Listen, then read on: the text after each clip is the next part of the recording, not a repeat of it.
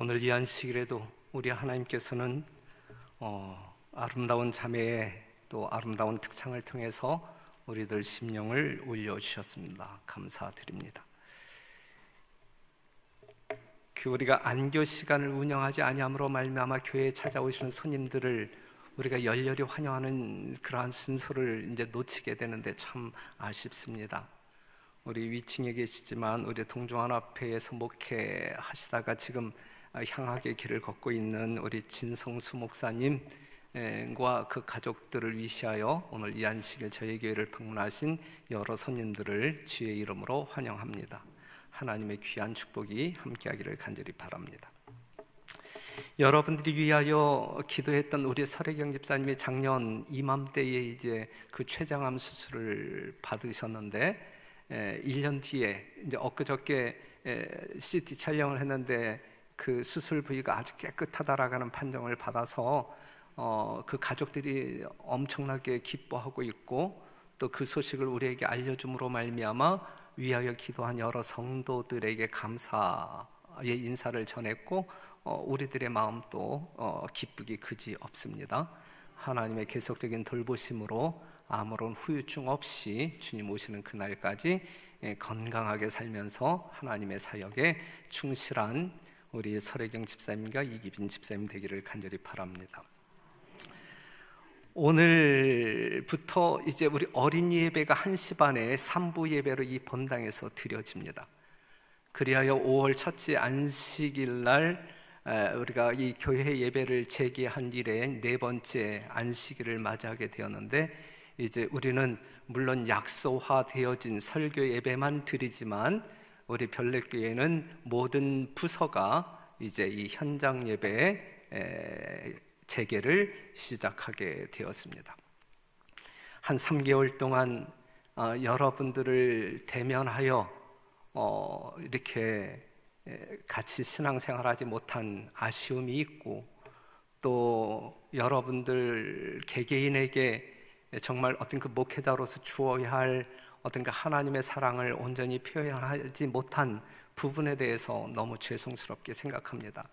우리 목회부가 부지런히 전화로 여러분들을 방문하고 여러분들의 안부를 물었지만 그럼에도 불구하고 또 빠진 분들이 있을 것이고 또 늦게 전화를 받음으로 말미암아 그렇게 유쾌한 마음이 들지 않았던 성도들이 있을 거라 생각되어지는데 그러한 어떤 그 볼멘소리를 한번 들어서요 별내교회 목회부의 목사님들이 5명이나 되는데 그 긴 시간 동안에 전화 한 통화도 없다고 이제 특별히 그분에게는 아주 너무너무 죄송스럽게 생각을 합니다. 우리가 놓친 부분이 있다 생각되어집니다. 이제 우리가 이제 현장에서 예배를 드리는데 우리 교회는 의료선교회가 있고 보건절제가 있는데 의사들이 참 많아요. 그래서 이 전문가들의 의견을 들어가면서 또 이렇게 정부 지침에 따른 이 방역 조치를 철저히 하면서 이 현장 예배를 지금 드리고 있습니다. 그렇기 때문에 이제 현장 예배가 재개된 만큼 가급적이면 하나님의 말씀에 따라 이 모이기에 힘쓰는 그래서 이 교회에서 우리가 함께 그리스도의 사랑 안에서 하나 된 마음으로 하나님께 영광 돌리는 예배가 드려졌으면 좋겠다 생각이 되어져요. 저희들이 철저히 할게요. 방역도 철저히 하고 대신에 여러분들도 준수해야 할 마스크 착용이라든지 그 다음에 손 소독제를 바르는 문제라든지 그러한 부분을 여러분들도 철저히 하면서 아무런 부작용 없이 오직 하나님께만 영광 돌리고 이 교회의 본연의 임무를 감당하는 일에 여러분과 모든 성도들이 하나 되었으면 참 좋겠다 생각합니다. 하지만 여전히 이 코로나에 대한 부담 그리고 본인이 이제 약체질이기 때문에 다른 사람에게 피해를 주지 아니할까 이제 이렇게 염려가 되는 분들은 이렇게 또 이 현장에 또 목사가 나오라고 해서 이렇게 나오실 필요는 없고 그러한 부담감을 가지고 계신 분들은 그냥 가정 예배를 지속해도 무관하다 생각이 되어집니다. 하여튼 편안한 마음으로 하나님의 어떤 그 도우심을 구하는 가운데 하나님께 영광 돌리기 위하여 한 자리에 모였으면 좋겠다라는 의견을 여러분들에게 전달합니다. 아울러 이 시간에 우리 남수석 집사님, 여수석 집사님을 위시하여 우리 집사 파트가 얼마나 고생하는지 몰라요. 저녁 예배 끝나면 방역해야지요. 또 이제 요 1부 예배 끝나게 되면 2부 예배 때까지 1시간밖에 이제 시간적인 여유가 없는데 그 시간에 방역하고 다 걸레질 쳐가지고 이분들 아주 진땀 빼거든요. 이분들 교회 오고 싶은 마음이 있을까 싶어요.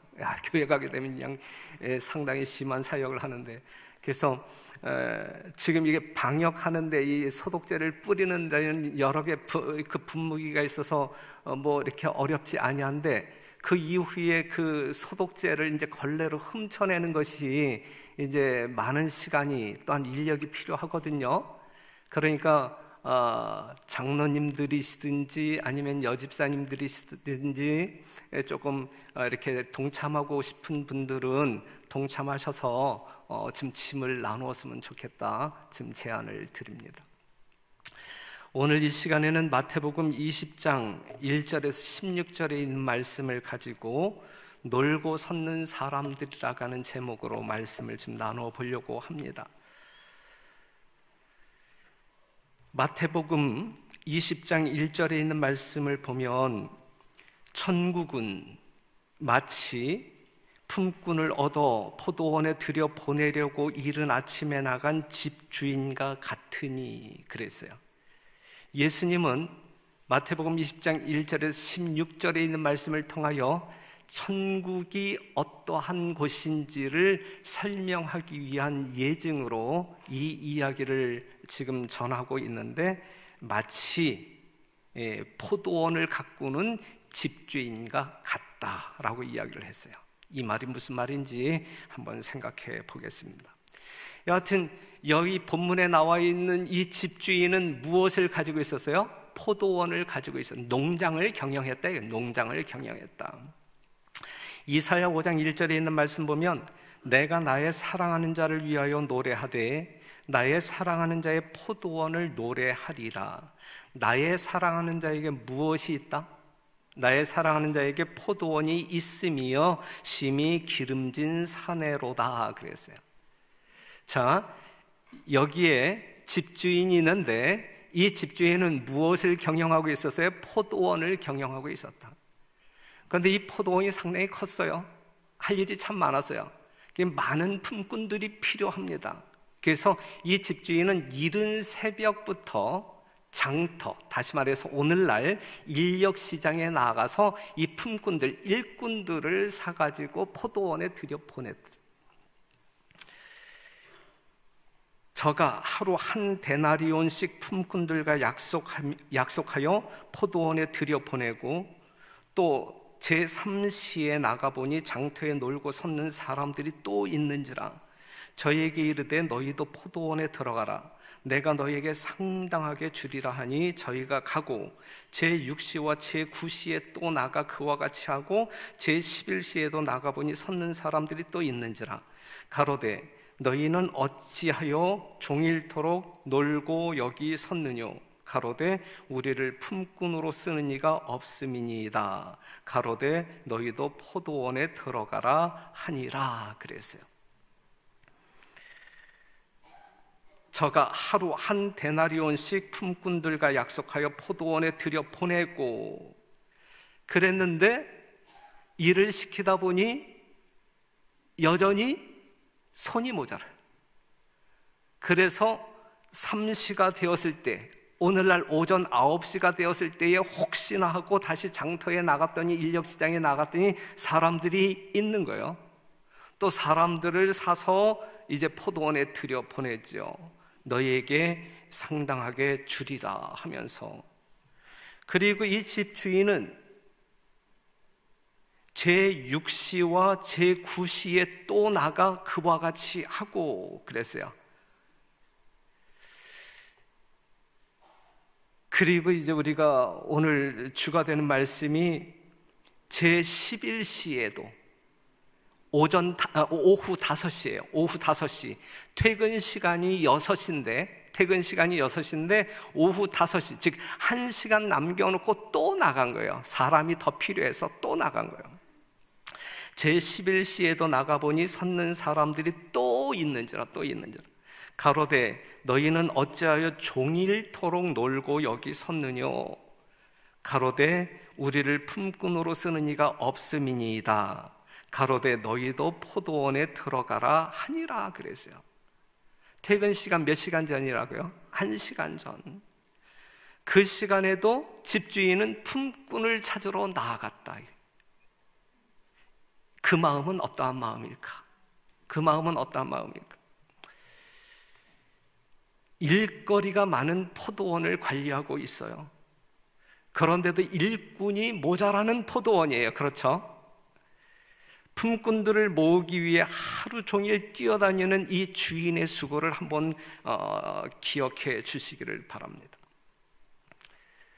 마태복음 9장 36절 보면 무리를 보시고 민망히 여기시니 이는 저희가 목자 없는 양과 같이 고생하며 유리함이라. 이에 제자들에게 이르되 추수할 것은 많되 일꾼이 적으니 그러므로 추수하는 주인에게 청하여 추수할 일꾼들을 보내어 주소서 하라 하니라 그랬어요. 자, 여기에서 우리가 정리할 수 있는 것 중에 하나는 뭐냐면 하나님의 농원에는 일꾼이 필요한데 늘 모자라요. 그렇죠? 일거리는 많아. 그런데 뭐가 모자라는 거예요? 일꾼이 모자라요. 일꾼이. 새벽부터 저녁까지 인력시장에 나가서 사다가 들이밀어도 일이 끝나지 아니할 뿐만 아니라 더 많은 사람들이 필요로 한다. 하늘나라에는 실업률이 있을까요? 없을까요? 예? 실업률이 없어요. 하나님이 통치하는 이 교회는 실업률이 있을까요? 없을까요? 예? 별내교회는 실업률이 있어요? 없어요? 실업률이 전혀 없어요. 그런데 지금 우리가 살고 있는 이 세상은 어떠합니까? 우리나라의 실업률은 어떠하며 미국이나 캐나다의 실업률은 어떠합니까? 코로나19로 인한 일자리 위기는 더욱 심각해지고 그 뉴스 잠깐 듣고 불안한 시작할게요. 일자리가 곧 생존의 위협일 수밖에 없는 임시직, 일용직 노동자들은 하루 일거리 찾는 게 갈수록 더 어렵다고 말합니다. 건설 현장의 일용직 노동자들을 정성진 기자가 만나봤습니다. 이른 새벽 서울역 인근 작은 인력업체에 오늘도 사람들이 모여듭니다. 10년째 건설 현장 일을 하는 서상덕 씨. 그 어느 해보다 하루 벌어 하루 살아내기가 힘겹습니다. 이 코로나 때문에 이거 지금 일이 이루 말할 수 없이 안 좋아요, 경기가. 이 인력업체에선 평소 7, 80명 정도 오피스텔이나 주택 같은 소규모 건설 현장으로 나갔지만 최근엔 20명 남짓 일거리를 얻을 뿐입니다. 거리에서 방황하고 공원에서 화가 나니까 술 한잔도 해보고 좀 그렇게 좀 허무하게 하루를 때우는. 나날이 드물어지는 일거리. 생계가 걸린 이들에게 거리가 문제일 수 없습니다.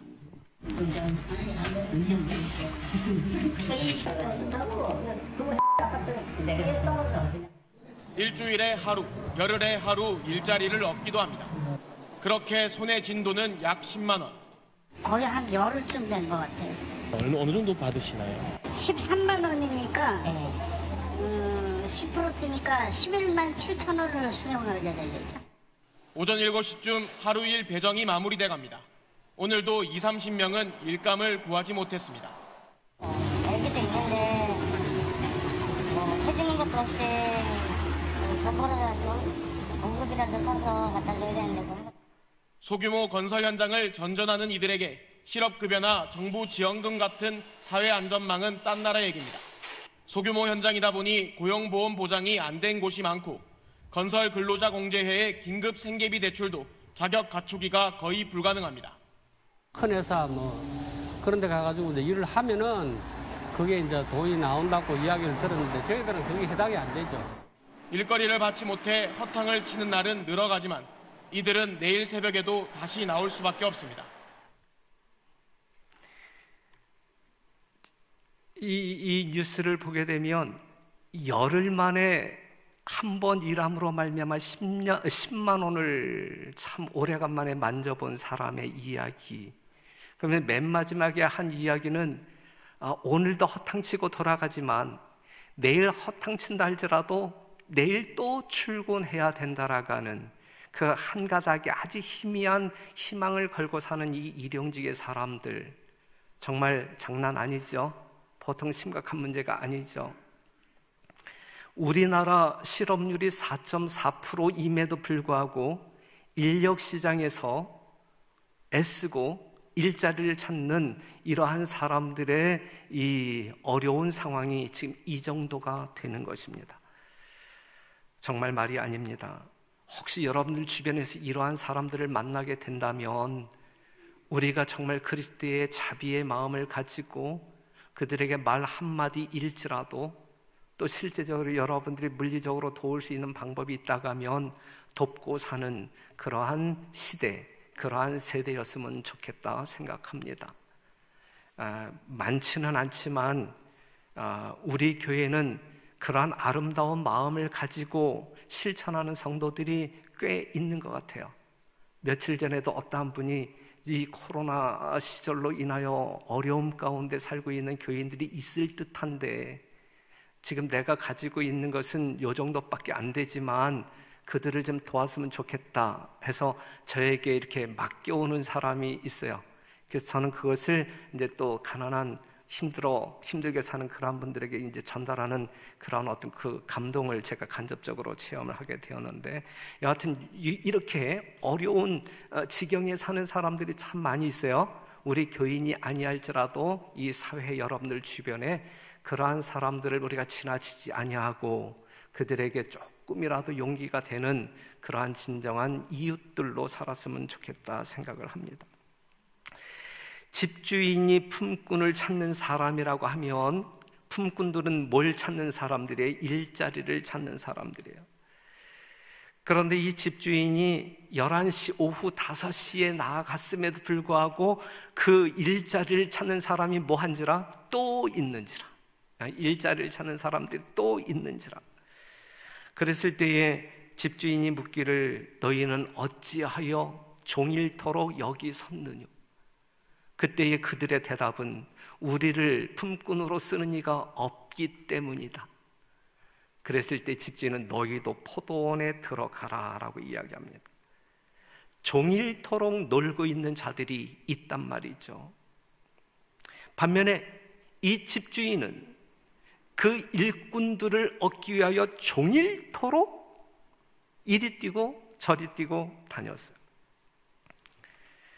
그런데 지금 이 오후 5시가 되었음에도 불구하고 이 인력시장에 남아있는 이 사람들은 어떠한 사람들이냐? 어떠한 사람들이냐? 일용직의 사람들이잖아요. 그날 벌어 그날 먹고 사는 사람들이잖아요. 일을 해야 할 사람들, 돈을 벌어야 할 사람들, 식구들을 먹여 살려야 할 사람들, 하지만 유용한 가치가 없는 사람들, 기술도 없고 힘도 없고, 그래도 뭐 해야 할 사람들, 일해야 할 사람들, 그들은 포기할 수 없는 사람들, 그 시간까지 그 자리에 있다는 이야기는 포기하지 않는 사람들, 허탕을 친다 할지라도 내일 다시 출근해서 허탕을 친다 할지라도 그 자리를 지켜야 할 사람들, 하루가 끝나가고 있지만 그래도 조금이라도 벌어야 할 사람들, 그 사람들의 마음은 어떠한 심정으로 사는 사람들일까? 써줄 사람이 없는 사람들, 세상에서 정말 어떤 천대받고 무가치함으로 전락되어진 그 사람들, 아무것도 내세울 것이 없어 소외받는 사람들, 버림받은 사람들, 아무런 가치를 평가받지 못하는 이 사람들, 오후 5시가 되었을 때에 그들은 모든 것을 포기해야 되지 아니할까? 바로 그 시간 아닌가? 그럼에도 불구하고 그들은 포기하지 않았어요. 현재 코로나로 인한 경제시장은 매우 심각합니다. 경제 위기라고 말할 수 있죠. 다른 말로 이야기한다고 하면 생존의 위기입니다. 생존의 위기. 대한민국 실업률이 4.4%. 그런데 뉴스를 보게 되면 미국의 실업률은 14.7%. 이것이 더 진행되어지면 25%까지 지금 예견하는 경제학자들이 있는데, 세계 경제가, 세계 사람들의 생존이 위기에 처해 있다라고 말할 수 있습니다.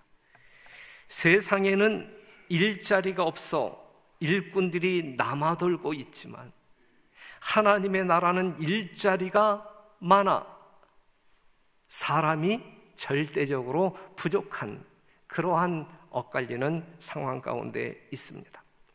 자, 이제 우리가 영적인 부분으로 좀 들어가서 좀 잠깐 생각해 본다고 하면, 하나님의 나라는 일자리가 부족하다. 일자리는 넉넉한데 일꾼이 부족하다 그랬어요. 이것은 교회 이야기로 전환해서 이야기해도 되는 내용이에요. 이 교회에 사람이 많아도 일꾼들이 부족하다. 지금 우리가 교회에 이 방역을 하는데도 어제 저녁 예배 끝난 다음에 우리 집사님들이 방역하는데 한 3사람 정도가 방역을. 그런데 이 별내교회에 3사람밖에 없나요? 아니잖아요. 사람은 있지만 일꾼이 없는 것이거든요. 지금 하나님께서 그렇게 말씀하고 있는 거예요. 예. 일꾼이 없다, 일꾼이. 그런데 하나님의 나라는 왜 일꾼이 부족하냐 이거죠. 하나님의 나라는, 하나님의 교회는 왜 일꾼이 부족하냐 이거. 사람이 없어서 부족한 것이냐, 아니면 사람은 있는데 노는 자들이 많아서 부족한 것이냐, 한번 생각해 보아야 돼요. 개인적으로 생각해 보면서 적용시켜야 할 하나님의 말씀입니다. 본문 마태복음 20장에서 놀고 있는 사람들은 일하기를 싫어하는 사람인가, 아니면 써주는 사람이 없어서 여전히 놀고 섰는 사람들인가? 본문에 있는 말씀을 보게 되면 써주는 사람이 없어서 우리가 지금 이렇게 있다라고 이야기하고 있는 것이거든요. 써주는 사람이 없어서. 너희는 어찌하여 종일토록 놀고 섰느냐? 그때에 우리를 품꾼으로 쓰는 이가 없음이니이다 라고 이야기하고 있어요. 여하튼 그들은 세상적으로 이야기할 때 세상 사람들이 가지고 있는 객관적인 평가 기준으로 볼 때에 가치가, 사용 가치가 떨어지는 사람들, 쓸모가 부족한 사람들임에 틀림이 없어요. 세상은 그렇게 평가하고 그렇게 골라서 사용합니다. 하지만 하나님은 세상 사람들이 사용하지 않는 사람도 하나님께서는 사용하신다. 그것도 거룩하게 귀하게 사용하신다 이거예요. 고린도전서 1장 26절에 있는 말씀 보면, 형제들아 너희를 부르심을 보라. 육체를 따라 지혜 있는 자가 많지 아니하며 능한 자가 많지 아니하며 문벌 좋은 자가 많지 아니하도다. 그러나 하나님께서 세상에 미련한 것들을 택하사 지혜 있는 자들을 부끄럽게 하려 하시고 세상에 약한 것들을 택하사 강한 것들을 부끄럽게 하려 하시며 하나님께서 세상에 천한 것들과 멸시받는 것들과 없는 것들을 택하사 있는 것들을 폐하려 하시나니 이는 아무 육체라도 하나님 앞에서 자랑하지 못하게 하려 하심이라. 우리가 세상적으로 어떠한 기술도 없고 능력이 없다 할지라도, 그래야 세상 사람들이 우리의 가치를 잘못 매김으로 말미암아 사용하지 아니한다 할지라도, 우리 하나님은 그러한 사람들을 가져다가 귀하게, 거룩하게, 가치 있게, 유용하게 사용하신다라는 말씀.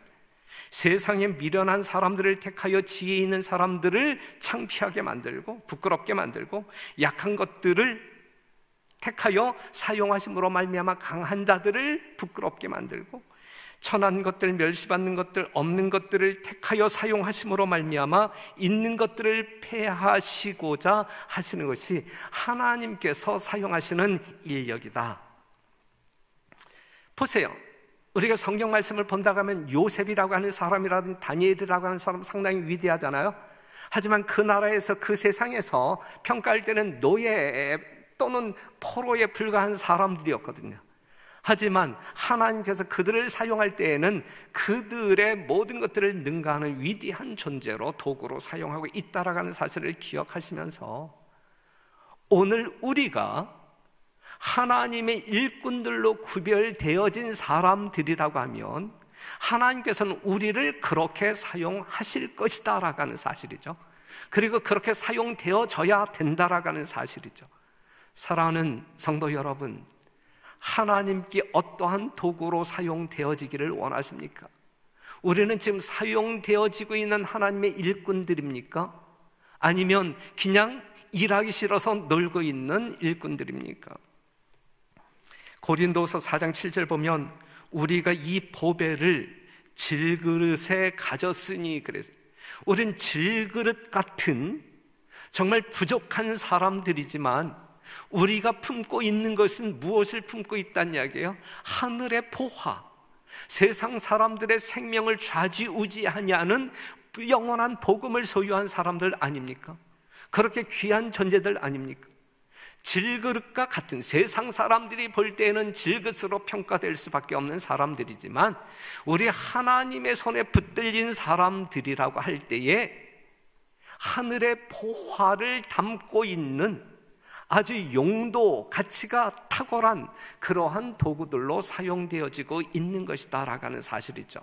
우리는 그러한 우리 자신의 가치를 인정해야 합니다. 주께서는 당신의 백성들이 자신들을 낮게 평가할 때에 실망하신다. 그분은 당신이 택하신 백성들이 당신이 그들에게 높으신 값에 의하여 자신들을 평가하기를 원하신다. 하나님께서는 그들을 원하셨다. 그렇지 않았더라면 그분은 그들을 구속하시려고 그처럼 값비싼 심부름으로 그분의 아들을 보내지 않으셨을 것이다.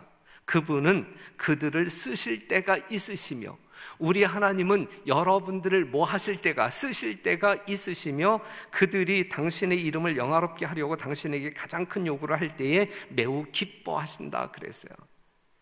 사랑하는 성도 여러분, 여러분들은 부름받은 성도들, 택함받은 성도들, 무엇으로 택함받은, 무엇을 위하여 택함을 받은 사람들이에요? 하나님의 도구로 쓰임받기 위하여 택함을 받은 사람들이에요. 우린 도구들이에요.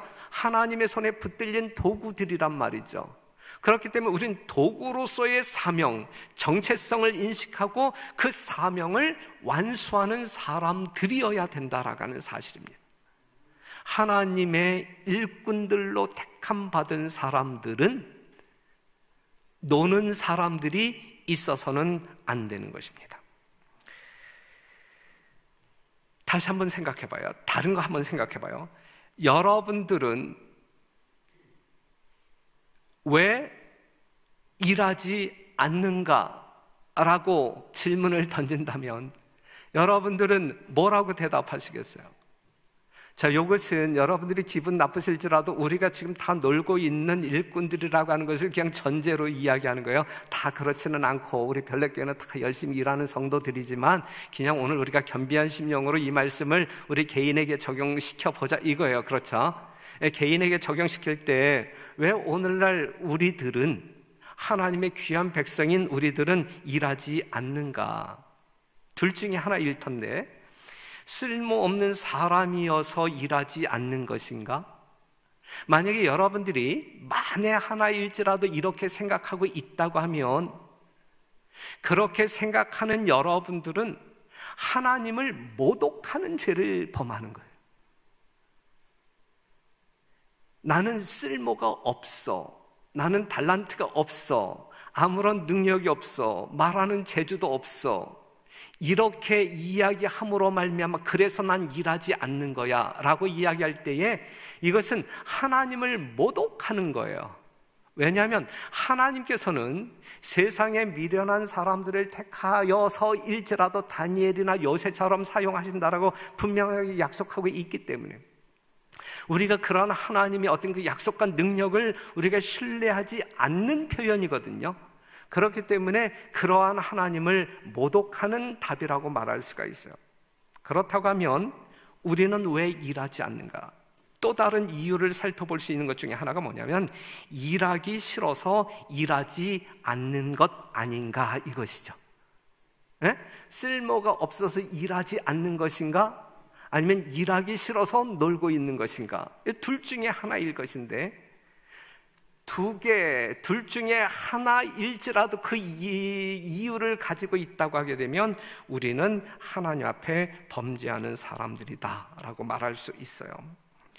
요즘 우리들의 문제점은 일하기를 싫어하는 것이 문제가 됩니다. 인류는 위기에 처해 있어요. 허다한 무리가 멸망하고 있잖아요.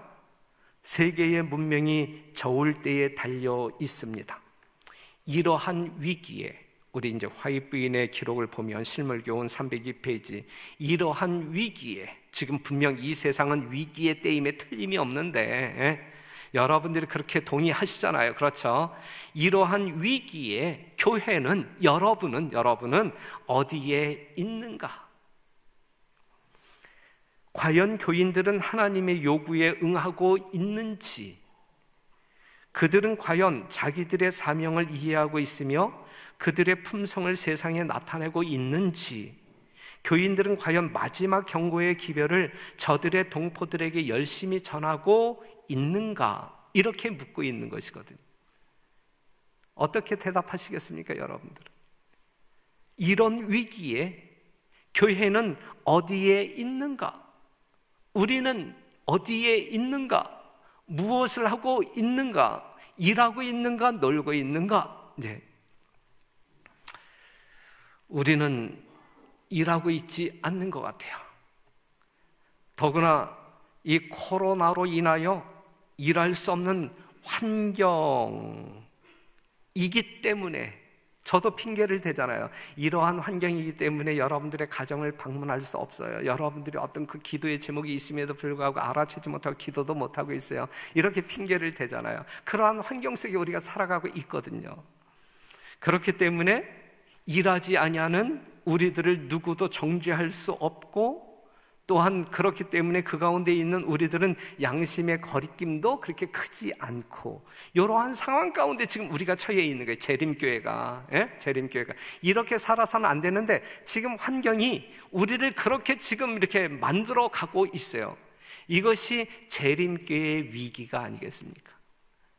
우리가 그러한 환경 가운데서 이러한 마음을 가지고 무활동의 삶을 살아가고 있다고 하면 이것은 재림교회의 위기다라고 볼 수 있는 것입니다. 교회에 출석하지 아니하면, 오늘 교회에 출석하지 아니하면 가정에서 예배를 드리고 있겠지, 이렇게 생각하잖아요. 그렇죠? 그러면서 영혼 관리가 철저하게 이루어지지 아니하고 있고, 그 다음에 선교하지 않아도 할 수 없는 때이니까 그냥 저냥 넘어가기도 하고, 때로는 헌금하지 않아도 상황이 이러니까 이제 이렇게 되거든요. 이것이 이제 우리의 어떤 그 신앙적인 삶 가운데 조금이라도 농축되어서 굳어져 버린다고 하게 되면 우리는 점점 하늘과 멀어진 그러한 어떤 그 성도의 삶을 살게 되지 아니할까. 이게 참 두렵습니다. 이게 참 두렵습니다. 여기 있는 말씀 하나 볼게요. 이스라엘 백성들이 가나안에 들어갔을 때에 온 땅을 점령하라는 하나님의 명령을 수행하지 아니함으로 하나님의 목적을 성취하지 못했다. 그들은 어느 정도 정복한 다음에는 더 나아가지 않고 평안히 앉아서 승리의 열매만을 즐기고 있었다. 저희는 믿지 않는 마음과 안위를 사랑하는 마음에 젖어 새 지방을 점령하기 위하여 출전하는 대신에 이미 정복한 구역 안에 모여 살았다. 그러므로 말미암아 그들이 하나님을 떠나게 되었고 하나님이 그들을 떠나게 되었다라는 슬픈 이야기예요. 가나안 땅에 들어갔을 때 그들의 기쁨은 얼마나 그 다음에 하나님께서 그 가나안 땅을 정복하라고 하는 이 명령에 순복하여 얼마나 맨 처음에는 상당히 너도 나도 경쟁적으로 정복하잖아요. 하지만 완전히 정복하지 아니한 일정 부분 정복한 상황 가운데에서 만족을 누렸고 안일한 삶을 추구했을 때에 하나님의 목적을 이루지 못했고 그들은 버림받는 백성들이 되고 말았다, 이것이거든요. 우리 별내교회 비전 1000명사역 1000명성도예요. 하나님의 교회의 존재 목적은 하나님의 나라를 확장하는 데 있어요. 그렇죠?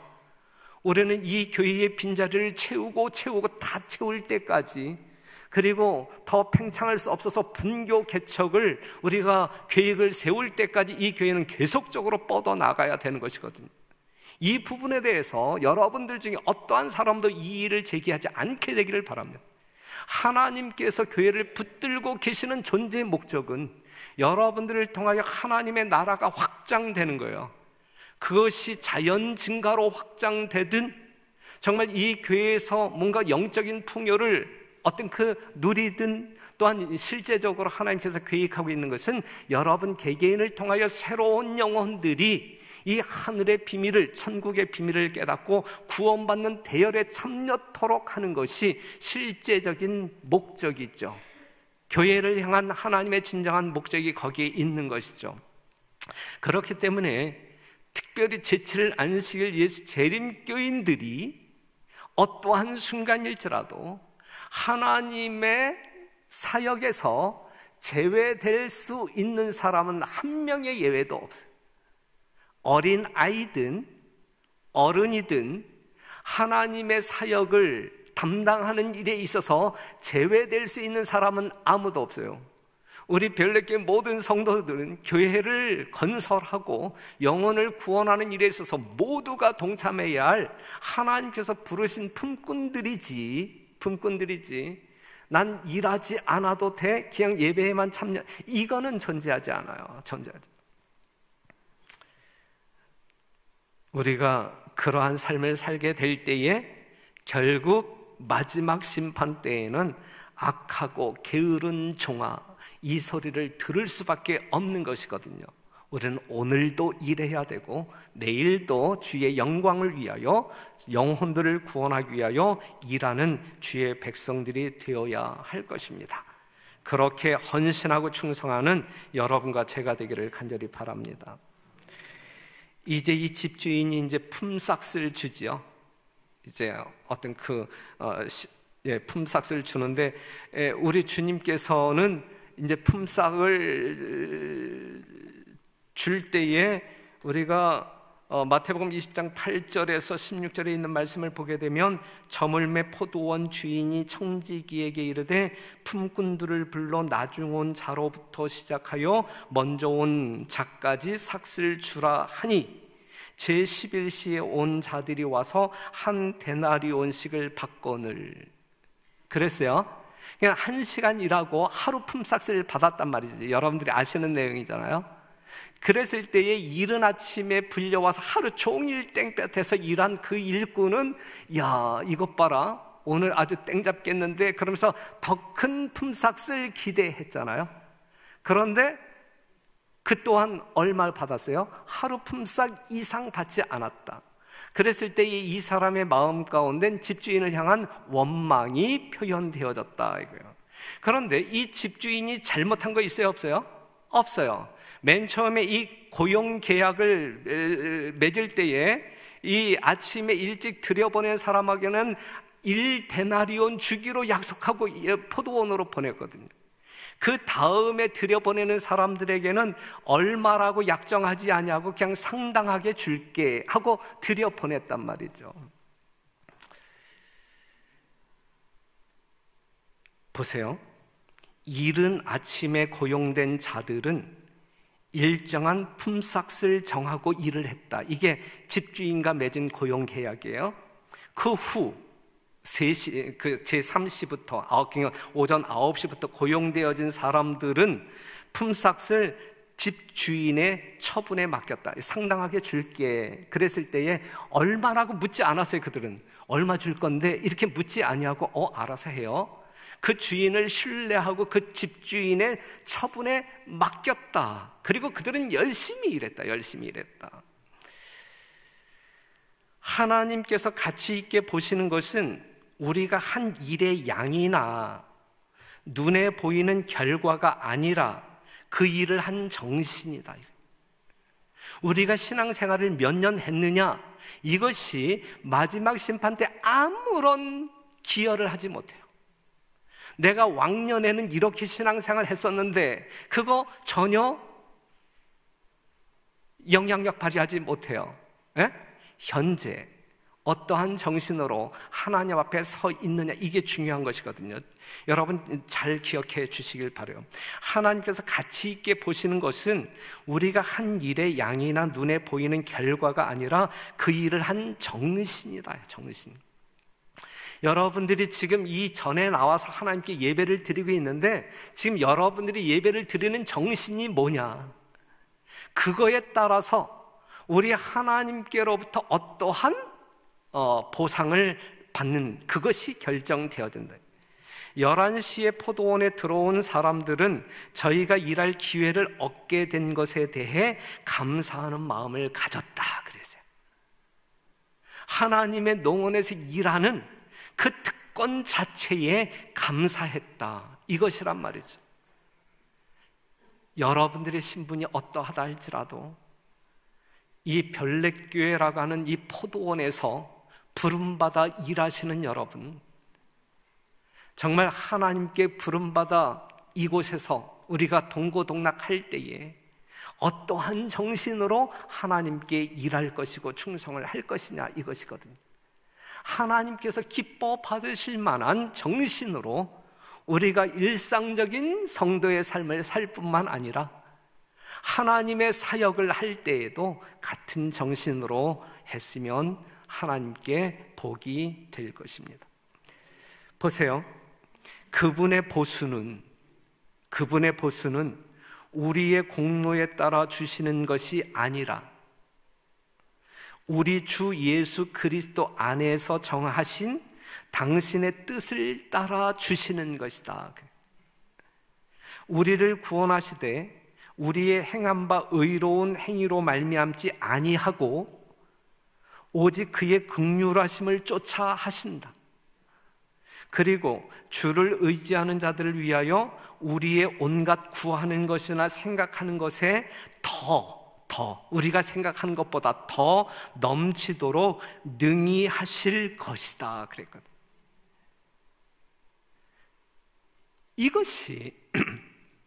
이것이 천국이에요. 이것이. 그래서 마태복음 20장 1절 보게 되면 천국은 마치 품꾼을 얻어 포도원에 들여 보내려고 이른 아침에 나간 집주인과 같다. 천국은 마치 집주인과 같다 그랬거든요. 천국은 주인의 뜻이 이루어지는 곳이 천국이에요. 천국은 하나님의 뜻이 이루어지는 곳이 천국이에요. 하나님께서는 공의롭게 그리고 자비롭게 행동하셔요. 그렇죠? 그분의 본성이 그렇기 때문에 아무런 불평과 원망이 없는 그곳이 천국, 은혜만이 있고 감사만이 있는 그곳이 천국이란 말입니다. 사랑하는 성도 여러분, 이 별내교회가 그러한 천국이 되기를 간절히 바랍니다.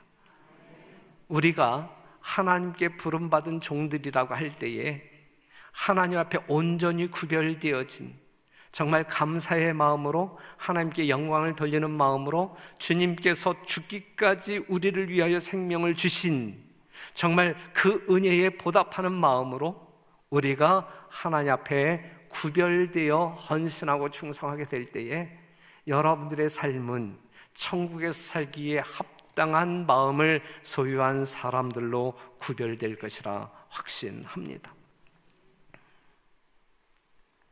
그런데 마태복음 21장 28절에서 32절에 있는 말씀을 보면 너희 생각에는 어떠하냐? 한 사람이 두 아들이 있는데 맏아들에게 가서 이르되 얘 오늘 포도원에 가서 일하라 하니 대답하여 가로되 아버지여 가겠소이다 하고 30절 둘째 아들에게 가서 또 이같이 말하니 대답하여 가로되 실소이다 하더니 그 후엔 뉘우치고 갔으니 그랬어요. 여기 요 사건의 이야기를 통하여 보게 될 때에 하늘에 갈 수 있는 사람은 어떠한 사람들이 하늘에 갈 수 있을까요? 하나님의 농원에서 일할 수 있는 사람은 어떠한 사람만이 일할 수 있을까요? 하나님께 속한 구별된 사람들은 어떠한 사람들만이 하나님께 속한 사람들이 될 수 있을까요? 여기 첫째 아들과 둘째 아들이 나오는데 예하고 하지 아니한 사람 아니요라고 또 이렇게 한 사람, 진짜 이 둘 중 누가 아비의 뜻대로 하였느냐 했을 때에 둘째 아들이니다라고 이제 답을 주었는데, 둘째 아들의 특징이 뭐예요? 둘째 아들의 특징이, 둘째 아들의 특징이 뭐예요? 뉘우침이 있는 뉘우침. 그렇기 때문에 뉘우침이 있는 사람들만이 하늘에 갈 수 있는 거예요. 뉘우침이 있는 사람만이 하나님께 순종할 수 있는 거예요. 뉘우치는 사람만이 하나님의 농원에서, 포도원에서 일할 수 있는 사람이에요. 우리가 누가복음 15장에 나와 있는 탕자의 비유를 볼 때에도 그가 뉘우치고 아버지께 가서 뭐라고 이야기했어요? 품꾼의 하나로 보소서, 품꾼의 하나로 사용하여 주옵소서라고 이야기하고 있거든요. 뉘우치는 사람만이 품꾼으로 충성을 다할 수 있는 것이거든요. 그러니 사랑하는 성도 여러분, 뉘우치는 여러분과 제가 되기를 간절히 바랍니다. 우리의 일상적인 삶 가운데서 하나님께 범죄한 것이 있다고 하면 뉘우치고 회개하기를 바라고, 하나님께서 우리에게 맡겨주신 사명을 우리가 지금 안 하고 놀고 있는 사람들이라고 하면 뉘우치고 깨닫고 하나님 앞에 충성을 다짐하는 귀한 시간이기를 간절히 바랍니다. 구하라, 그러면 너에게 주실 것이여. 찾으라, 그러면 찾을 것이여. 문을 두드리라, 그리면 너에게 열릴 것이니라 그랬거든. 무엇을 위해서 구해야 할까? 무엇을 찾아야 할까? 뭐 때문에 문을 두드려야 할까? 우리의 어떤 그 필요를 위해서 구해야 할까? 찾아야 할까? 두드려야 할까? 이 말씀이 그 말씀일까요? 사랑하는 성도 여러분, 오늘 이 시간만큼은 이것을 이렇게 해석해 봅시다. 무엇을 구해야 할까? 영혼을 구해야 돼. 영혼. 구하는 것으로 끝나는 것이 아니라 내가 구하는 영혼들을 찾아야 되는 거예요. 찾아야 돼. 그렇죠?